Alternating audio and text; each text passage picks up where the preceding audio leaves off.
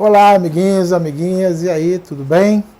Então, estamos aí de novo para relembrar um pouquinho do que nós estudamos na aula passada, onde nós fizemos uma varredura em toda a hidrostática. Nós começamos com densidade, massa específica, depois pressão, pressão hidrostática, e aí eu passei para vocês o teorema de Stevens. Tá? Lembra dessa figura? Olha só, eu tenho aqui um cilindro, né, que está cheio de um determinado líquido, e eu peguei um ponto X lá na base do cilindro. Tá? E eu mostrei para vocês, vindo direto para cá, que a pressão do ponto X era a contribuição da pressão atmosférica mais a pressão da coluna líquida, que é dada por densidade do líquido vezes a gravidade vezes a profundidade. Esse H aqui, muitas vezes na física, representa a altura, mas aqui nesse momento a gente chama de profundidade. Pois é, então vamos voltar para cá. Né? Então eu tenho aqui o meu recipiente e eu peguei um cilindro líquido imaginário. Tá? Esse cilindro líquido está aqui, ó, coluna líquida, uma coluna de ar também imaginária acima do cilindro, e eu retirei esse cilindro líquido para fora. E agora nós vamos estudar somente esse cilindro líquido de altura H.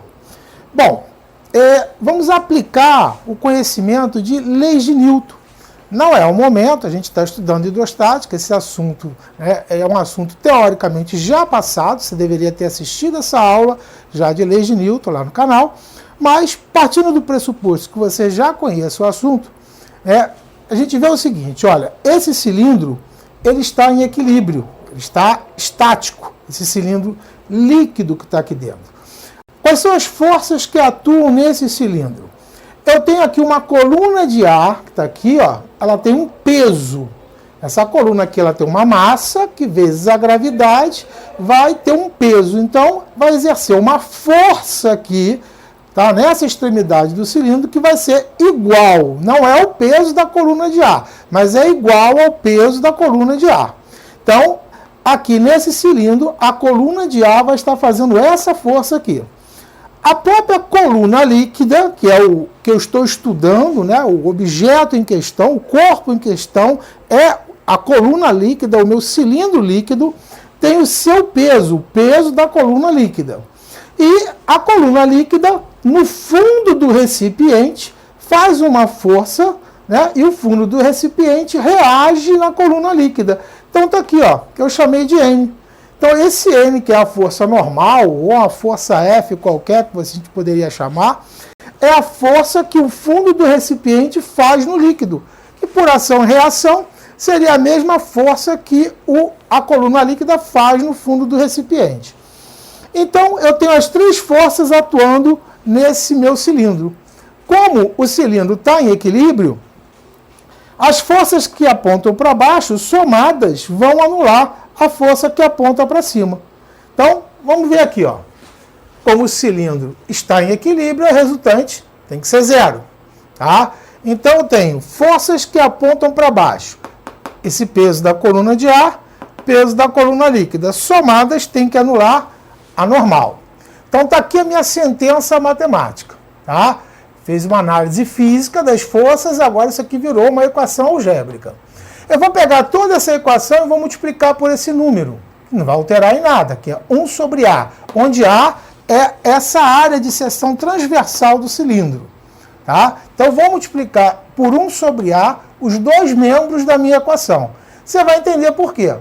Eu vou ficar aqui com pressão da coluna de ar dividido pela área, pressão da coluna líquida dividido pela área, e normal dividido pela área. Olha, o que é isso aqui? Vamos lembrar? Força sobre área era igual a pressão. Então olha aqui, ó. Pressão da coluna de ar dividido pela área vai dar para a gente o que nós definimos na aula passada por pressão atmosférica. Então, pressão atmosférica seria o peso dessa coluna de ar dividido por essa área aqui. Então, isso é a definição de pressão atmosférica. Lembrando que a gente colocou isso aqui ao nível do mar. Depois a gente vai explicar por quê. Então, pressão atmosférica seria força sobre área. Que força? O peso da coluna de ar. E O peso da coluna líquida dividido pela área, que é força sobre área, pressão hidrostática. E normal dividido por área, normal é a força que é feita justamente no fundo do recipiente, que é a pressão no ponto X.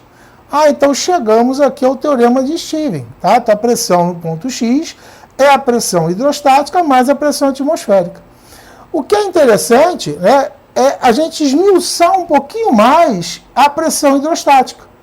A pressão hidrostática, que seria o peso da coluna líquida, está aqui, ó, dividido pela área. Peso é massa vezes gravidade, dividido pela área. Aí eu vou lembrar de outra coisa que a gente já estudou. Ó. Densidade, né, massa sobre volume. O volume aqui de baixo passa para lá multiplicando, então a massa é a densidade vezes o volume. E quem é o volume? Isso aqui não é o cilindro? Isso aqui é um cilindro. O volume é área da base vezes altura. Tá? Então, eu vou substituir no volume aqui, área da base vezes altura. Então, vai ficar DAH. Voltando, então. Peso da coluna líquida, mg, que é a massa da coluna líquida vezes a gravidade. E no lugar da massa, eu vou colocar justamente o DAH. Esse G já estava aqui e esse A estava aqui embaixo, que é a área. Corta a área com área, a gente chega que a pressão no ponto X é a pressão atmosférica mais a densidade da coluna líquida, a densidade do líquido, do fluido em si, vezes a profundidade, vezes a aceleração da gravidade. Ou seja, chegamos ao teorema de Stevens que foi apresentado para vocês.